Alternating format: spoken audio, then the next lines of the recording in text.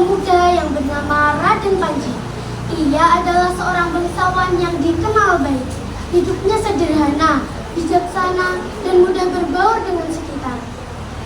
Suatu hari, ia mendapat tugas dari Raja Demak.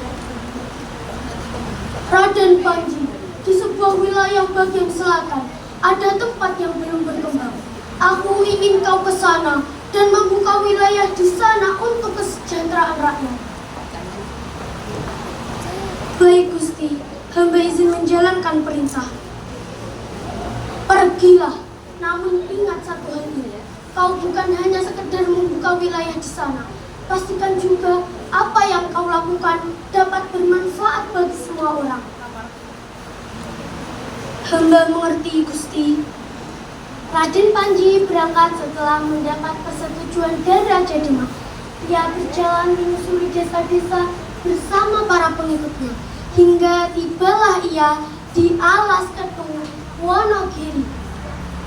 Di sana ia cukup merasa takjub dengan kawasan hutan yang hijau dan rindang karena pepohonan.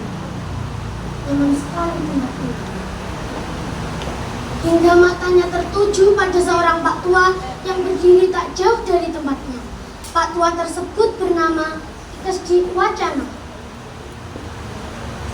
Anak muda, jika kau ingin membuka wilayah ini, jangan terburu-buru. Dan ingat, jaga dan hormati apa yang sudah ada di sana. Baik, Ki, saya akan mengingat pesan aku. Raden Panji melaksanakan pesan yang disampaikan oleh Ki Kesdi Wacana. Namun, manusia tetaplah manusia. Hatinya mudah berubah. Tugas dari kerajaan mendesaknya. Raden, sampai kapan kita harus menunggu? Betul Raden, kita sudah lama di sini. Tujuan kita ke sini untuk membuka wilayah, bukan hanya sekedar melihat-lihat saja. Raden Panji terlihat bimbang, hatinya raga. Aku mengerti, tapi kita juga tidak bisa berbuat sembarangan di tempat ini. Pesan dari Ki Kesdi Wacana masih terngiang di kepalanya. Tapi jika kita terlalu lama di sini, tugas ini juga akan lama selesai, Raden. Pengikutnya mendesak. Raden Panji terdiam dan mulai berpikir. Baiklah, kita mulai sedikit. Jangan terlalu luas dan jauh. Para pengikut mengangguk, lalu mulai melaksanakan perintah dari Raden Panji.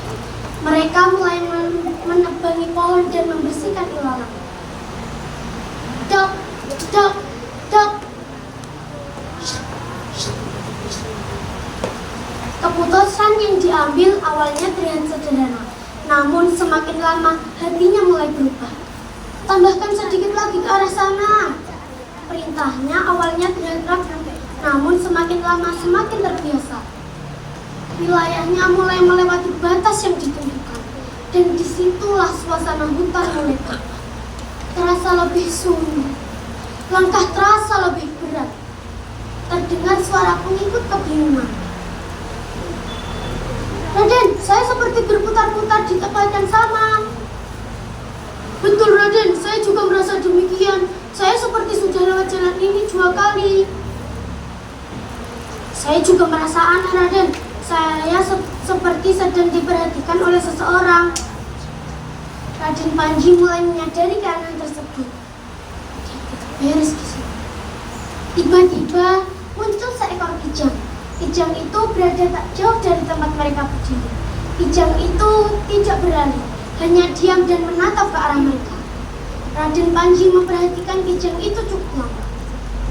Kijang itu kenapa aneh sekali. Dan akhirnya Raden Panji mulai mengingat pesan dari Ki Kesdi Wacana. Tahan dulu. Para pengikut yang mendengar ucapan Raden Panji pun terkejut dan terlihat bingung. Kenapa dihentikan Raden? Ada apa? Bukan hutan ini yang salah, tapi kita yang sudah mulai lupa batas.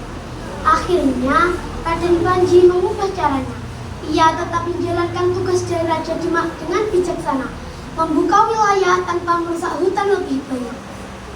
Dan sejak saat itu, kijang di alam kedung hidup di cerita masyarakat setempat, juga sebagai pengikut